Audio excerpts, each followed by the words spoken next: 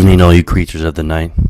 Tonight we take a walk within the woods, to a secluded cabin, in order to get away from the fast-paced rhythm of the city, a weekend away with friends to relax. You get cozy, but soon the drinks start flowing and the sin creeps in. Demonic spirits enter the cabin and take hold of the mind and flesh, turning your friends against one another in a bloodbath of dismemberment. Amidst the maelstrom of eye-bulging pus, mangled fingers, and foaming bile, will you be able to make it through the night with your humanity? This is It Records. Hello, everybody. Welcome to our podcast again this week. I'm one of your hosts. I'm Matt Johnson. I'm Peter Hansen. Joining me is Peter Hansen, as always. The amazing and beautiful Peter Hansen. Tonight, we're going to be talking about the 1981 cult classic Evil Dead, directed by Sam Raimi, which had many, sequels and just art in general that came from it. But we'll be talking about it. But before we do that, I would love to send it over to Peter Hansen with our creepy headline this week. Pete, would you take it away and creep us the hell out? I will certainly try. I'm gonna get real close to the microphone to make it extra spooky. All right, I'm ready. I'm on the edge of my seat already. This is from Reddit No Sleep, little blog area. Written by Frankenpoop. That's Franken_poop. For anyone that wants to read it. It's a good read, and it's a true story, apparently. Okay. Let's hear from Frankenpoop. True story about a weird abandoned mansion. So this is a little different. It's an abandoned mansion, not a cabin, but I thought it suited well enough. Yeah, it's pretty close. It's just a little higher class, I guess. From someone named Poop. from freaking Poop. He's too high class for us. With that being said, in the town where Frankenpoop grew up, there was a house that had been abandoned in the mid-'80s. It was huge and used to belong to someone important in the 30s and 40s, and then was inherited by his daughter. She up and left one day and left behind all the family's items in the house. I didn't hear about this house until 2012, after I'd moved into my apartment of my own in the same town. Here's an important detail. Before I moved, the search for an apartment was so important to me that I even dreamed about it. I remember a dream where I already moved. I was in a large room, standing on a wooden square, suspended from the ceiling, looking up. I could see into the attic. I remember loving it and thinking, wow, I live here? When I woke up, I forgot all about it and moved on with my life. Anyway, a few months after I moved, I had some friends over, and they told me about the abandoned house. They told me about the times they had snuck inside through an open area and how strange things happened to them. Two of them described feeling pain in their legs in a certain part of the house without any injuries. Some had seen a dog that vanish. One girl said that when she and a group of her friends went in the house, they tried contacting a spirit, and all of a sudden they heard an old organ playing in the attic. The stories went on and on. Weird things appearing in the mirror, weird dreams after visiting, footsteps. So I'm sure many of you would. I was dying to go. I was pumped up and ready. I had always wanted to see a ghost or experience at least something paranormal. My friends were ready and willing, and I couldn't have been more excited. We went to a convenience store and bought 8 flashlights, 2 for each of us. Pretty Scooby-Doo, like if I may say so. Yeah, that's a lot of flashlights. I still remember the adrenaline rush of walking into the house. Seeing it emerge before us, it was big and beautiful, and we all felt it was such a shame that it had gone to waste. Approaching the opening, which was the back and led to the apartment, we all got nervous. None of us were religious, but we decided to join hands and pray. Let me clarify that all of us are girls, LOL. Just it's okay. Oh, freaking Poop. It's okay to be scared. One by one, the 4 of us went in. It was the afternoon, around 3 p.m., so there was still plenty of daylight. We made our way through the basement. It was very dark and cold, despite the fact that it was summer. Telltale sign right there. It was full of items, nooks, and crannies. and small openings. There are plenty of places where you could expect to see a body or a ghost. Simply put, it was straight out of a horror movie, and I loved it. We found nothing scary in the basement, though. We went up to the first floor. There were many rooms. I never counted them, but probably around 10, with 2 kitchens. Damn, 2 kitchens? We sat in one of them. It is a mansion, That's Pete. true. We sat in one of them and listened to, and there was nothing. So I urged my friends that we should try contacting a spirit. If there's anyone here, please give us a knock like this. And she knocked on the hardwood floor once. That wasn't very loud, I apologize. We waited probably about 10-15 seconds. When above us, we heard a single knock. Could that be a coincidence? I whispered to her. Can you do this for her again? Can you do that for us again? If there's anyone here, please knock twice. She said, and knocked twice on the floor. We listened. Knock, knock. Again from above. We all looked at each other and listened some more without a word. Can you tell us something else? The same friend asked. Are you a man? Knock once for yes. We waited for a knock. Guys, what if there's a person in here? I whispered. Again, we hushed and listened for a long time. I remember feeling very scared. After what seemed like several minutes, we heard footsteps from upstairs. They didn't seem to lead anywhere, though, and they were very random. I clutched one of my friends, and the more scared we got, the more tense the footsteps became. We think it was feeding off our energy. You might think we're crazy, but we decided to go upstairs. That's a rookie mistake right there. Again, many rooms, but these seemed less scary.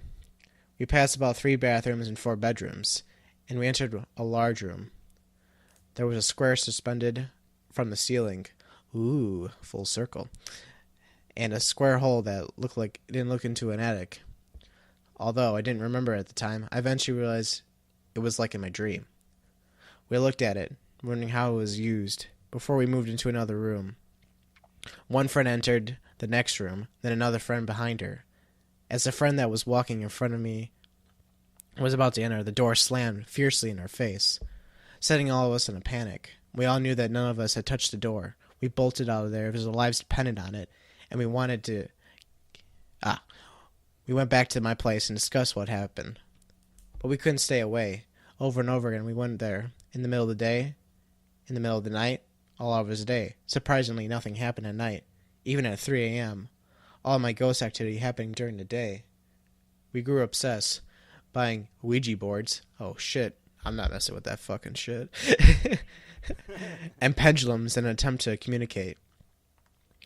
We dreamed about it. I dreamed about it more than I admitted. One of the ghosts had a dream about the owner of the house threatening to kill us if we ever went back, which of course we did. We explored every corner of it, but anything of importance was long stolen, and all that was left was dusty furniture, old photographs, typewriters, telephones. The beds were still there, chairs and so on. The organ was still in the attic, in very bad shape, pressing the keys provided out-of-tune and haunting notes. There was a bedroom on the second floor, where each of us felt sexual energy. Some of us girls even said that they had done sexual things there with unlikely partners, even though they weren't attracted to them. They were just there with the person and it happened. I moved out of my apartment sometime later into a different town for a year. The dreams continued through the months after that. They were all pleasant dreams, such as me living in a house and having it nicely decorated. Other dreams made me long for it, but one day they just stopped. I stopped thinking about the house and went about my life. I was visiting my hometown again and drove past where the house was, only to find that it was gone, and had been gone for a few months. The same time that my dream stopped. I don't know what happened there, but it fascinates me to this day. Damn. That's just a creepy story in general, man. Some sort of connection to this mansion from Freakin' Poop. Yeah, well written, and it was pretty to the point, and had a little extras in there to make you really connect with the person. Mm-hmm. That's for sure. Did you say where that happened? Did you know where that happened at? No, I think it just said like her hometown. I don't think she was specific. Okay. Yeah, that's pretty creepy. You have any stories like that, Pete? Any sort of haunting experiences? Not involving a cabin or a house. I have just on the street, on like a busy street. I have a funny one. Yeah. Do you want to hear it? Yeah, Okay. I want to hear it. I asked, damn it. Okay, so when I believe I was in high school at the time. So we didn't have much to do because we didn't really drink or do any drugs because we had nothing to do besides watch movies. Horror movies specifically, of course. So it was cold one night, and I was driving my convertible, Sabrina Sebring, as I like to call her, R.I.P. Oh, She's gone. that's a shame. But I was with 3 other friends, and we went to this neighborhood, a real richer neighborhood, where there's no streetlights. You know, they like to keep it like a little darker at night. Wait, a real rich neighborhood? Yeah, you like said with no there's no streetlights. streetlights really. They're like gas lamps, but you can't really see anything. Like Okay, it's very dim. very, very dark. And so we Okay. pull into this park and just like, talk and shit. And my car's getting really foggy because it's winter out. And we're talking, Mm-hmm. building all this condensation. And then Mm-hmm. I turn and I see a figure just looking at me in the park Mm-hmm. with a dog. But I can't make out any facial or body parts of this person. Like I can't see their hands. They're wearing boots, and I can't see their face because they have a hood pulled over their head, and it's just darkness. But I can feel them staring right at me, and I just scream, That's... and then my friends think I'm just being stupid, and then they look and start screaming as well, and then I was like, Really? fuck, I'm getting the fuck out of here. I start the car, and just bolt the fuck out of there. That's terrifying. And it wasn't just you, which makes it even more real that your friends were like, fuck. Yeah. Pete, you're right. Let's get out of here. That's creepy. All right. Well, we got our creepy headline. Thank you for that, Pete. Riveting as always. It was a great one this week. Thank you, Reddit. Which brings us to this week, the episode. We're going to be talking about Evil Dead, the 1981 film, not the remake or any of the sequels. But if you haven't seen it at this point, I'll sum it up for you real quick. 5 college students take some time off to spend a peaceful vacation in a remote cabin. While they're there, a book and audio tape is discovered, and its evil is found to be powerful once the incantations are read out loud. The friends find themselves helpless to stop the evil as it takes them one by one. With only one survivor left with the evil dead, they desperately try to fight to live until morning. So that's Evil Dead in a nutshell. If you haven't seen it by now, it's a cult classic. Now, Pete, before I get into it, I don't know if you picked up in my intro. I said we take a walk within the woods. Did you pick up on the connection at all for this film? I don't know if I dropped that little egg in there for you, a little Easter egg. Well, I didn't catch that you said that actually, but they're in the woods, so. Oh, right, of course. But the phrase "within the woods" was specifically chosen because, in order to get Evil Dead made and funded, that was the short film that Raimi made that turned into the full-length Evil Dead. He made a short film called "Within the Woods." Basically, was the Evil Dead to sort of generate interest and get some money, and then they made the Evil Dead from that.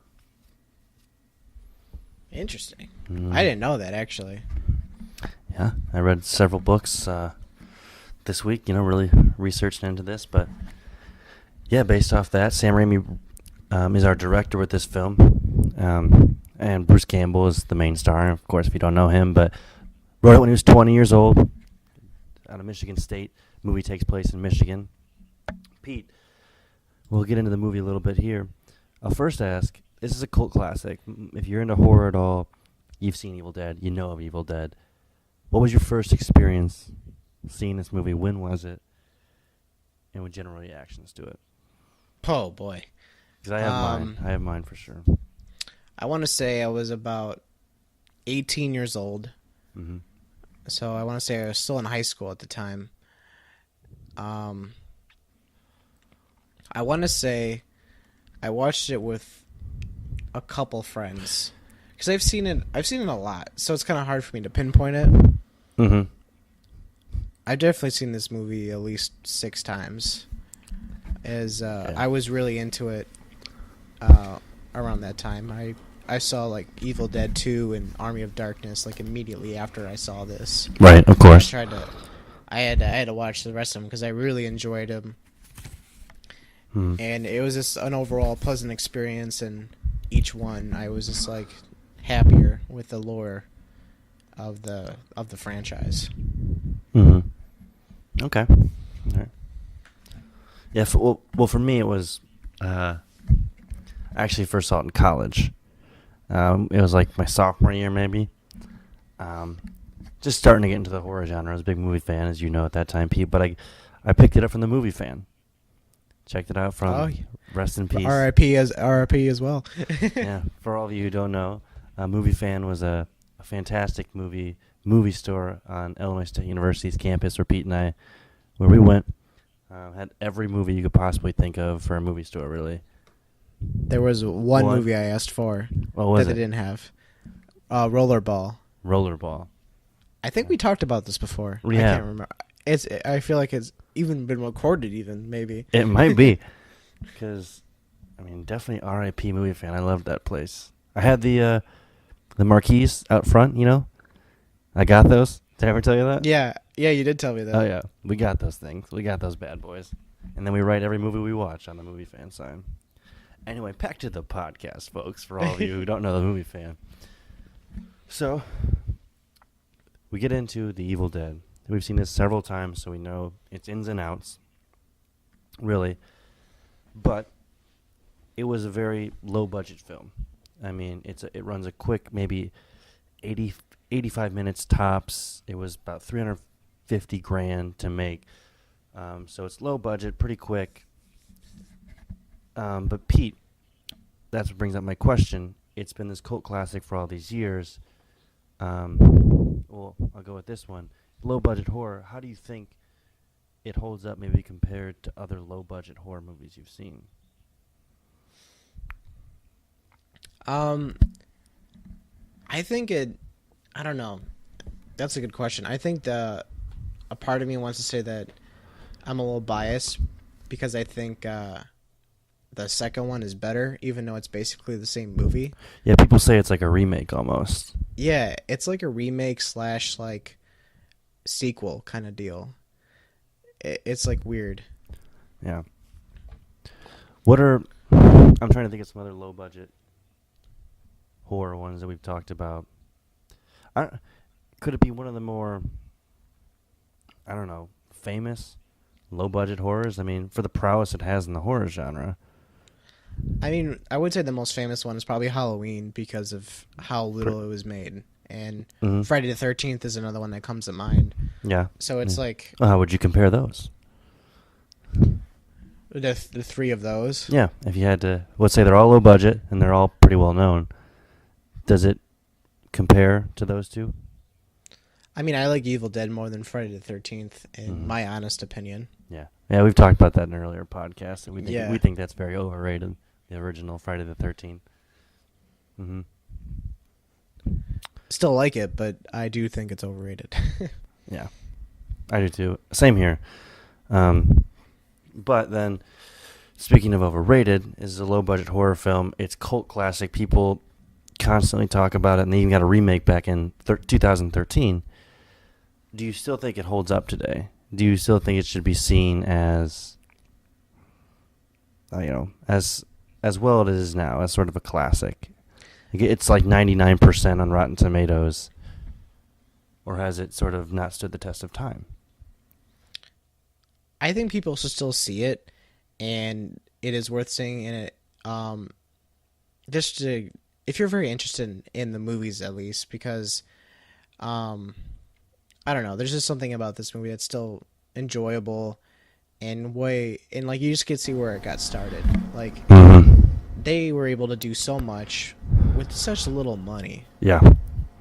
and that's just impressive. And it created a great sequel, Mm-hmm. the better movie in my opinion, Army of Darkness. Very fun, Oh yeah, it goes back in time. a solid remake in my opinion, and a fantastic show that's currently airing. Oh, you're talking about was it Ash vs. Evil Dead? Yeah. I still have not seen it. Haven't witnessed it yet. And they just got renewed for a second season. You were telling Yeah. me? Immediately, it was renewed for a second season. It's very enjoyable. That's all. I mean, I've heard that from you, and as well as anybody else who's watched it, and the reviews I've read that it's great. It's fun. It's campy. It sticks with the original content material. With that, I mean, this movie had several extensions of it. I mean, we talked about the three movies of Evil Dead 2, Army of Darkness, then this series, but the remake as well, several comics and video games and I Am Bruce. Isn't that another one that's kind of a movie that came from this? Bruce Campbell's film. Oh that he yeah, made? that's like a. I forgot about that one. Yeah, it's definitely has its cult following. But I would say I was going to ask you, Pete, what kind of subgenre this falls in. But I think you'd have to say with horror, it's definitely a great example of splatter. If you had to label it to anything, it's splatter horror. Yeah, that's probably the best way to describe it because it's like We're deliberately it's not focused really. on. Go ahead. No, I was gonna say it's not really like a possession movie. Mm-mm. I mean, and it kind of has like a zombie vibe, but like not really. Yeah. I agree. It feels like it's not really possession, even though what happens is they read these incantations from the Book of the Dead, and the people sort of they're there on the trip, but they're kind of it looks like they're taken over by some spirit, but it's not really possession. They kind of look like zombies, but they're not. They're not the living dead. It's hard to pinpoint, but I would say splatter for sure, where it focuses on graphic portrayals of gore and violence, vulnerability of the human body, and mutilation. A lot of gore in this film. And, I mean, because you can only kill the evil dead through dismemberment and yada, yada, yada. If there is some kind of logic, because the logic that is defined, I feel like gets broken in like the next movies and stuff. Definitely, yeah. Where like the remake took some kind of like more focused looked at the way to dispose of these deadites, as they're referred to. In Army of Darkness, right? For the first time? Yeah. The Deadites? Yeah. Yeah. Mm-hmm. Well, and speaking of, you were talking about low budget, correct? Or, I mean, this is a low budget film at $350,000. Grossed almost $3 million when it came out at the Cannes in '82. But just to sort of touch on some little things that I found about how they worked around their budget, the cabin they used was an actual cabin they found. The pathway to the cabin was the literal pathway to the cabin. In movies today, they'd find locations and shoot for it to look creepy in different spots. But I was listening to the commentary with Sam Raimi and the producer, and they just said, we got lucky, we got lazy and lucky, and found a creepy path. And there was no basement in that cabin. If you watch the movie, they lock one of the people in a cellar types, and they go down in the cellar. There was no cellar in the cabin. What they did was they dug a hole like a few feet deep where they made a little door in the ground in the floor, and they shot the cellar scenes at the producer Tarpet at his parents' cellar in Michigan. Oh, They had to go off and shoot it there, and all the smoke you see, they didn't have money for fog machine. What they had to do is Sam Raimi was a big smoker. He would just smoke, and they would waft the smoke around from his cigarettes. Just literally the smoke from the film. Oh, Jesus. Yeah. And those contacts, when the demon's eyes are deadites, their eyes are like glossy and really deformed looking. Those contacts were like the thickness of glass. Do you know about this? And they could only be on their eyes for 15 minutes at a time because it would suffocate the eye. Oh, Jesus. And from the commentary, it was Bruce Campbell's job. He was like assigned it. He was the person who would have to time and take out everybody's contacts for him. So they really worked within a budget. All the glass you see break is real glass. They broke the windows of that cabin. Yeah. Those are a few things I found. And if you're a horror fan, Pete, I got two little tropes for you. You want to hear about this movie? Little homages to other horror films. Did you pick up on them at all? Yeah, wasn't there like there was a poster? Uh-huh. Was it shit? It was Wes Craven's. Oh yeah, he's got it, folks. It's on the tip of his tongue. Is it the? Oh fuck me! The Hills Have Eyes. Yeah, it is The Hills Have Eyes, and it's torn in half. And he wanted to do that because in The Hills Have Eyes, the movie, Wes Craven in the trailer scene, there's a Jaws poster that's ripped in half. And he was basically, Craven said in his commentary that it was like that's pop horror. And he's ripping it in half because he's saying what I'm making is real horror. Is why they ripped that poster in half. And so they wanted to play on that and get into Wes Craven and go, if you think that's horror, this is what real splatter horror is about. And so they ripped up the Hills Have Eyes poster. Didn't Craven also retaliate in Nightmare on Elm Street? I don't know, maybe. I hope so. I'm pretty sure I remember reading that he had there was an Evil Dead poster in Nightmare. The original with the man Johnny Depp? Yeah. I'll have to look into that. I feel like I've read that somewhere. I feel like I read that somewhere. So I'm saying with full on confidence. You heard it here first, and it records. Craven rips Raimi in Nightmare on Elm Street. Well, when did I didn't say that. Elm Street came out in what, 83? Definitely. Oh man, I'm gonna look that up. I want to say it's 83. I thought it was 85. Was it it's even 84? 84. It's 84. Right in the middle. Right in the middle. Yeah. So it definitely could. We'll meet in the middle. You definitely could have been. I mean, 81 was this one. 3 years later, bam! I'm gonna rip up the Evil Dead. I might watch that tonight actually, and look for it. And you're gonna text me and be like, "You're wrong, Pete." Pete, you're an idiot. No. But I want to backtrack for a second where you were mentioning the excuse me, where like kind of like possession scene where like I actually have a clip here where it's Cheryl is possessed. I don't know if you remember that character. I remember Cheryl. Cheryl? Yeah, no. Yeah, Cheryl. Yeah. Mm-hmm. Yeah, she's married to Larry. No, that's different. But this clip here is like kind of it's a pretty good testament of what the movie's like. It gives you like the whole feel of like, listening to the recording. Remember that?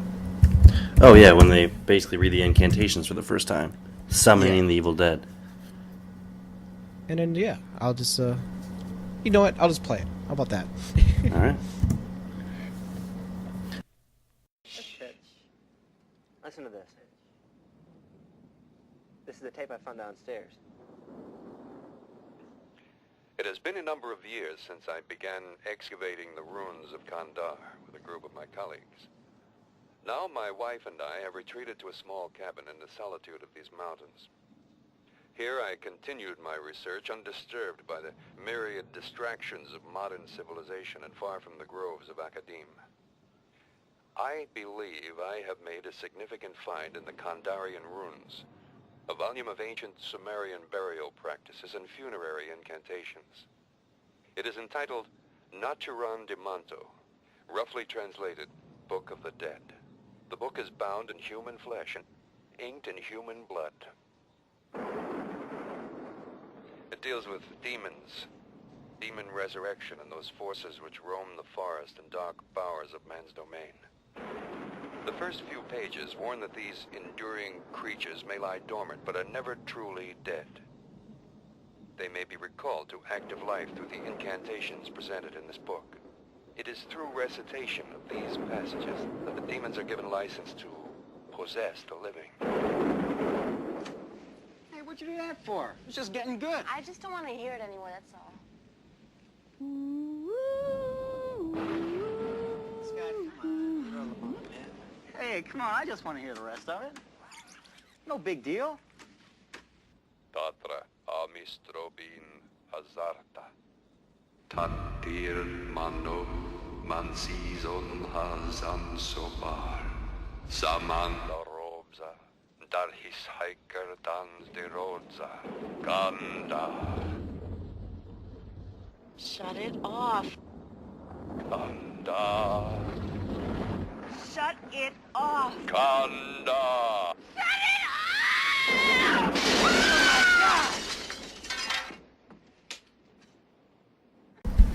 All right, thanks for that, Pete. Thanks for that clip. Really got the viewers. Viewers, I'm never gonna get it. Podcasting, they're listeners. You guys listen to us.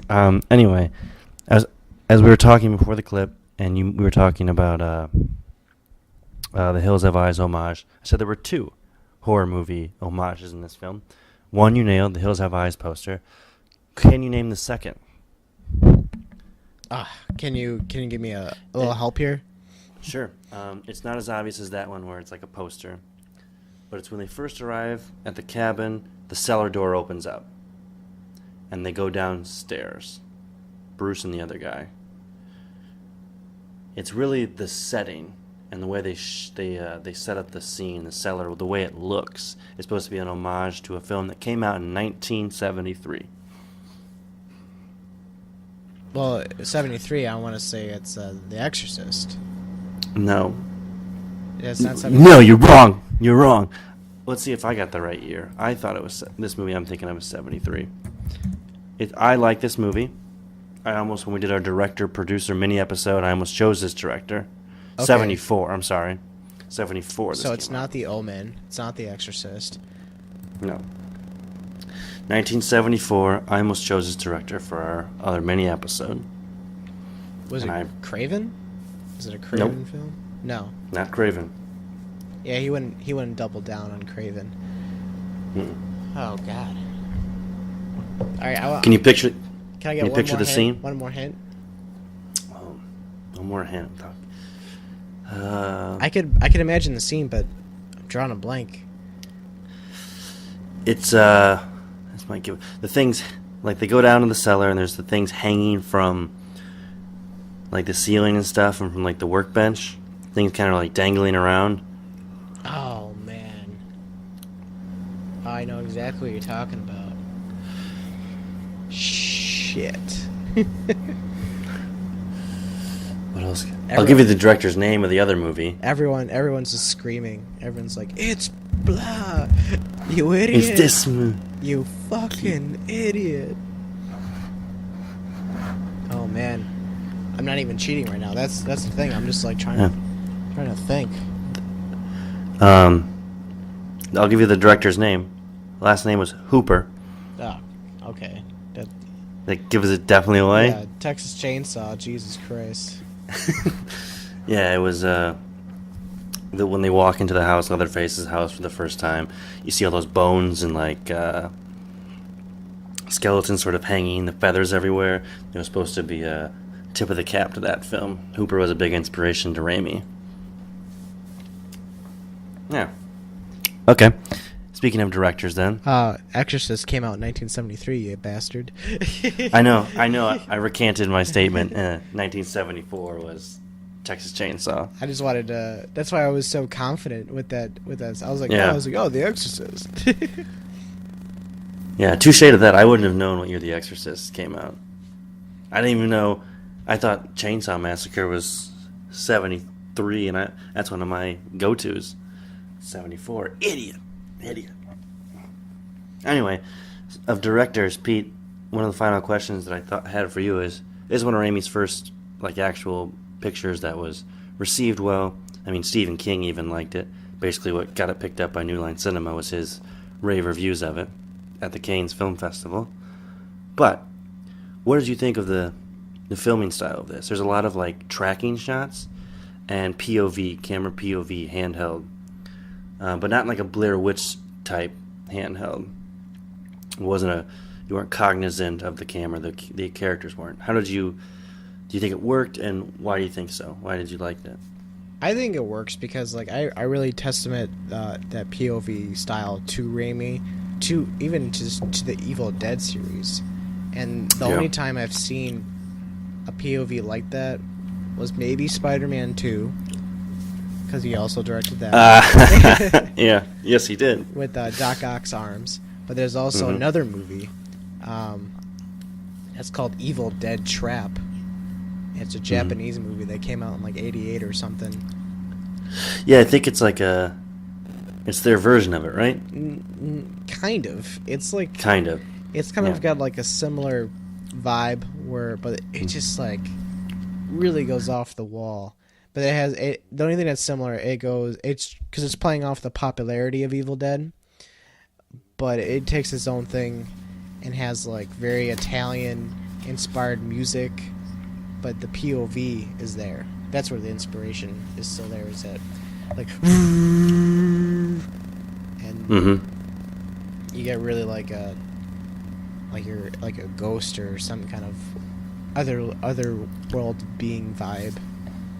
Definitely, that's a good way of putting it. Especially when they use those, it's like swooping through the swamp area at the beginning. You feel like, it's some sort of weird, otherworldly creature you're following. It's there with you, and the POV works well for me too. Even though, like, sometimes I don't even realize it, because it works so seamlessly in it that I loved it. I loved all of it.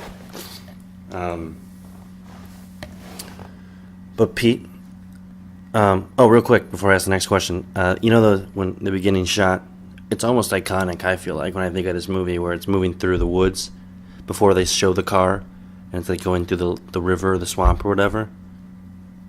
And it's that was the third, their third idea for the opening to that movie, and they shot it like the very last thing. It was a last minute thought. They had 2 other ones before that. They didn't have that. They just had them arriving at the cabin, not the POV camera swooping through. Interesting. Yeah, I think it was definitely added an element and needed to be in there. Yeah.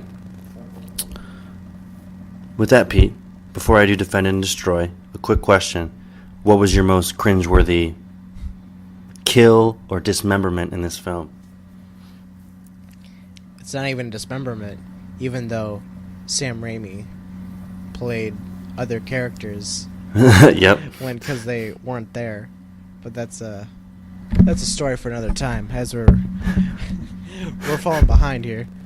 Yeah, we are. I'm just gonna go with the obvious choice one, where a vine rapes a girl. And yep.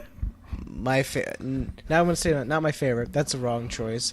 When it was funny, that's not even a great choice either. When I saw the remake, it was interesting. Another bad word choice. I'm just gonna stop talking. But I brought a friend of mine to go see this movie because I was like, oh, I love Evil Dead. And then my friend turns to me and be like, did that vine just rape that girl? And I'm like, yep. And that was in the remake. But yep. Same thing happened. I would say it's almost even worse in the original. Yeah. And that was added. That was added by the producer Tarpit. I was listening to the commentary. It was the vines were supposed to attack her. He wanted to add that as a cringe-worthy element that the audience wouldn't be expecting. And he said he remember his wife watching that movie before he married her, saying whoever came up with that's like a sick son of a bitch. He's paraphrasing it. Little did she know that she'd be dating him and then marrying him later on in life. Oh, that boy. Was his idea. Yeah. It's a messed up scene. But the one that always gets me, though, even though I know they're coming, is Either when the pencil stabbed into the Achilles tendon and dug in and ripped around, or at the very end when the girl comes out from being buried, dismembered and buried, and she starts basically with her nails clawing at his leg and ankle, and just rip through the jeans and then at his flesh until bone starts to come out. Always gets me. Always makes me cringe. I mean, there's just a lot of gross parts in this movie. Yeah, it doesn't stop. It keeps going. There was only one that was in the original script that had to be censored. I don't know why, but when the guy, I always forget the other guy's name, not Bruce, but he comes in and he looks wounded, like he was attacked, and he sits him down on the couch. He has a large stick protruding through him, and he had like a really mangled, broken wrist. And that was the one thing the censor said you can't show. And they wouldn't. You can kind of see the stick coming out in one scene, like poking out, but they couldn't show it straight on. And later on, Bruce pulls it out of him, but they never show it straight on. That was the one thing the censors were like, nah, you shouldn't show that full on. It's too gross. To me, that's not the grossest thing that happens in that movie, but they said no. Yeah, that's an odd choice for anything to censor. Of all things. I know. All right, Pete. We've been talking people's ears off for a while. We're running late. Would you defend or destroy the 1981 cult classic, Evil Dead? Defend. I'm gonna go with another quick defend. Yeah. I mean, I think we talked up how much we like it this whole time. Yeah, I think we talked it up enough. Yeah. So Pete and I defend the Evil Dead. Please go see it if you haven't. It's a need to see for any horror fan. And before we come back next week, we'll be not next week, but 2 weeks as always. Be sure to follow us on our website at recordspodcast.com. We'll have our blogs up, forums. Please talk to us. Hopefully have some contests up soon. Give us your material. We love hearing from you. Twitter and Facebook. You know where we are. That's what we'll be doing. And yada yada yada. It's it's time to leave. Yeah. So with that, everybody, I'm Matt Johnson, and I remain in the shadows. And I'm Peter Hansen.